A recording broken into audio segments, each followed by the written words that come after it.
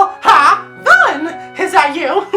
Yo, what is up there, guys? And then back at it again for another video. Boom! Oh my god, we got some pretty darn interesting information that we need to go ahead and talk about right here, right now. So come on, pal. Let's go! Alright, let's get this video started. So boom, as you know, this morning we had that brand new trailer for Kingdom Hearts Unchained Key showing us all the multiplayer and stuff. And now from now on, it's going to be called Kingdom Hearts Union Key, which makes a lot of sense because, you know, you're multiplayer, you're teaming up with different people in your union and all that great jazz. But boom, at the end is where the big surprise comes in, where we see, you know, Ephemera and Skull right over there in the scene of the whole Keyblade War, which seems to be the aftermath because, you know, we see all those Keyblades there and everything. We see them walking and talking to somebody, and that person is none other than Ventus. So what? But Ventus, what is he doing over there? Huh? What's going on? So boom, this kind of confirms a lot of theories that a lot of people were having, and this is not the first time that we've seen Ventus in this situation. If you recall, a while back, Tetsuya Nomura created that key art right over here, where, you know, it had Sora, Riku, and Kairi, and then boom, right on the top corner right over there, it showed us someone that either looked like Ventus or Roxas.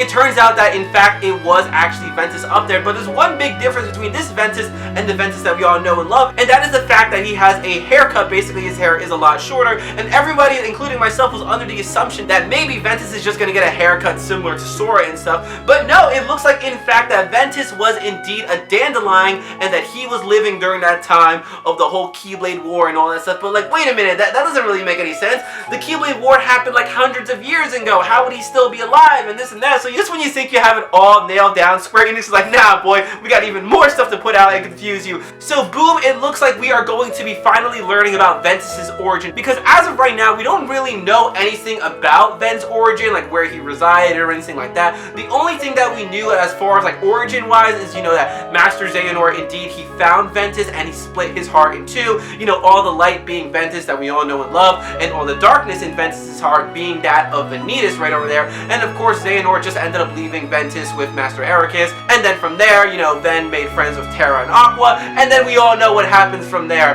But boom, yeah, oh my god, it looks like Ventus is indeed in Dandelion. So that brings us with a lot of questions, you know, one of them being, of course, well, if Ventus was from the time of, you know, the whole Keyblade War and stuff, why doesn't he remember anything? So I'm going to assume that maybe Xehanort messed with his memory, or perhaps he lost his memory along the way. And there's also the fact that, you know, the Keyblade War happened hundreds and hundreds of years ago, so how is Ven still the age that he is? So I'm going to assume that, similar to how Sora was sleeping for that kind of 1 year, maybe Ventus was kind of in like, I forget what you call it, like the whole Captain America thing where he's like frozen in ice or whatever, and he doesn't really age or something. I'm going to assume that's what's going to happen. And I'm going to assume also that in Kingdom Hearts 3, you know, Riku and Mickey are going out looking for like the Lost Masters to help them out. Obviously, one of them is going to be Aqua. I'm going under the assumption as well that they are possibly going to find Skull and Ephemera, maybe in a state of chronogenic ice or whatever it's called, similar to what happened to Ventus, but Xehanort just found him early. You see, this is just me guessing and hypothesizing right here.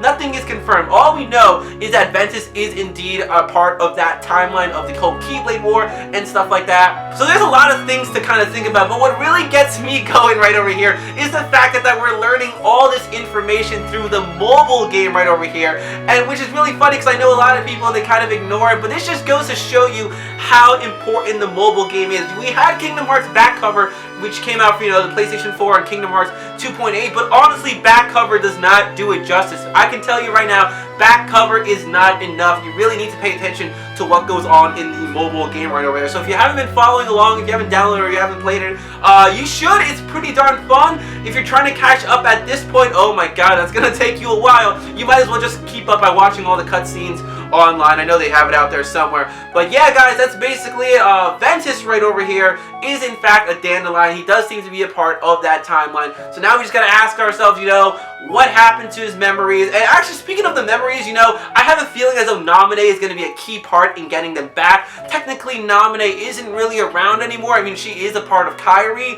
but that's basically it. So maybe Naminé will have contact with Kairi in some kind of way, and they'll be able to restore Ven's memories to what originally was, so he'll remember everything about the Keyblade War and all that great stuff. But man, oh my god, there's just so many things that you can kind of think of and summarize, which is one of the things I love about Kingdom Hearts. You know, you never know what could happen. And boom, guys, that's basically it for this video. So what I want to know in the comment section below is, what do you think of Ventus being the dandelion? What do you think happened to him? Leave all your comments in the comment section below. And if you liked the video, make sure to give it a big thumbs up, as that really helps me out. And until next time, guys, I'm gonna go ahead and say bye, pal. I'll see you real soon.